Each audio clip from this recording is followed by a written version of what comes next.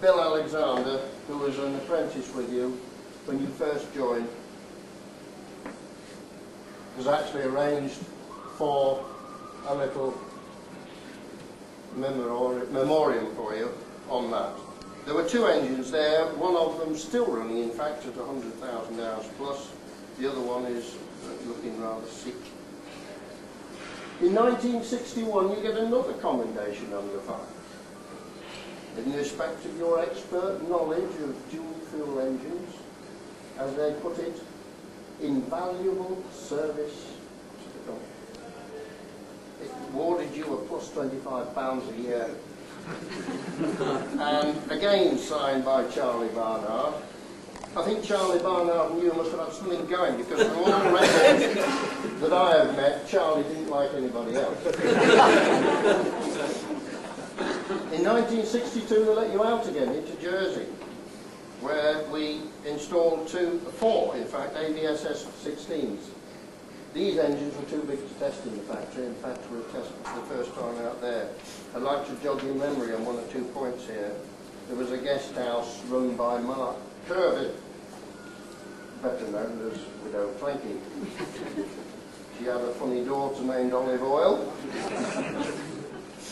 And you stayed more often in the Pondor Hotel, kept changing your room. I understand because you always left a tide mark in the bath from the oil when you had your day's work. The Ponderosa is another thing you might recall, which is the test house, I think, or the remainder of the 60s and 70s, and we're getting a bit nearer to it now, was quite eventful for the company itself. We had a large building programme. Bay 15 was one of them.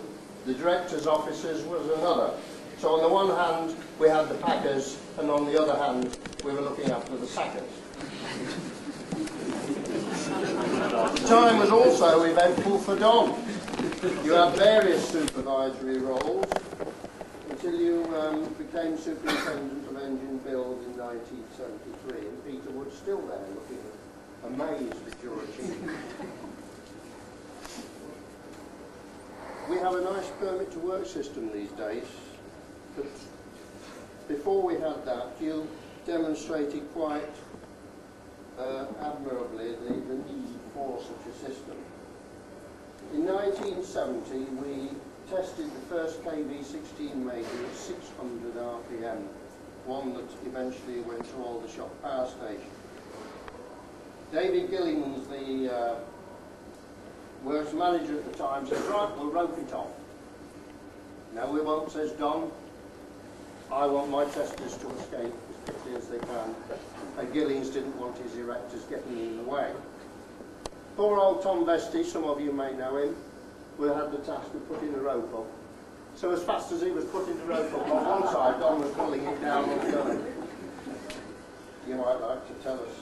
We've got photographic evidence to prove who would.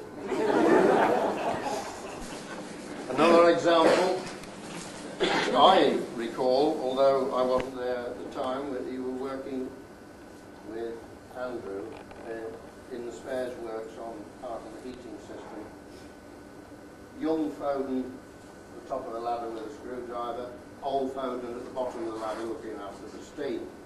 Old Foden disappears for some reason or other, comes back later, switches on. Voice at the top, what the hell do you think you're doing down there switching on when I'm up here with a screwdriver?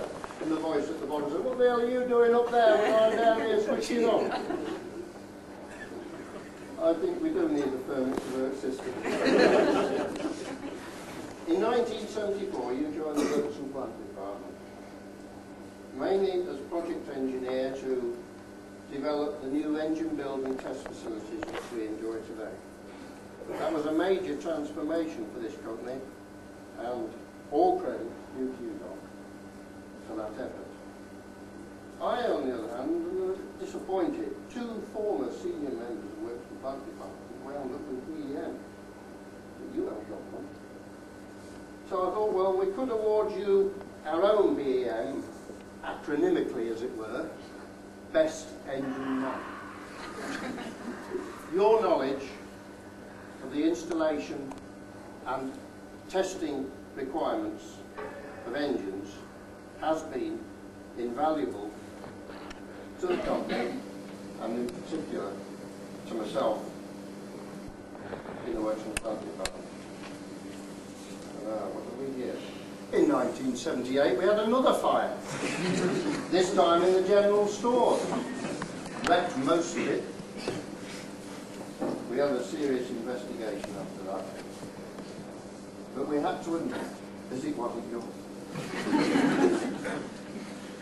It must be a wonderful feeling to be advanced in years and know so much as you do. The advantage of age and experience. And I've often heard him say, as someone comes to and says, I've got a good idea, Don, big smile on his face. Seen it, done it, it didn't work then, and it won't work now. No one's exempt from that, not myself nor Rob Thompson. Today, I believe, in this factory and including Stanford, you're the oldest employed and longest serving employee.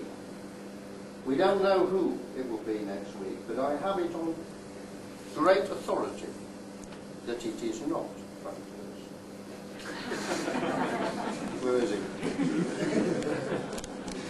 You're not only the best engine man, but you've gained a lot of experience in civil engineering because of your deep involvement in test and build, the Coburgs, the Sharmans, Island Y, and also invaluable to Works and Plant Department. Civil in engineering terms, not also civil when you're speaking to people, as many of us would testify. You had another role in the Works and Plant Department, that of looking after the heating system. Your energy management principle is switch it off.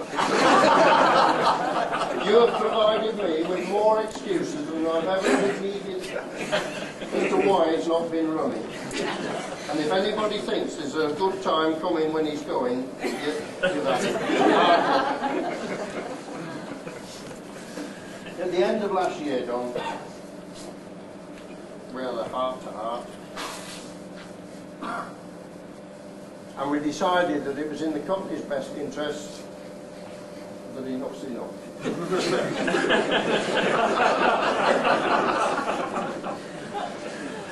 And you have to go.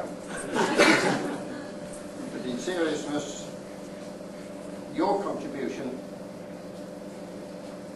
to this company is second to none.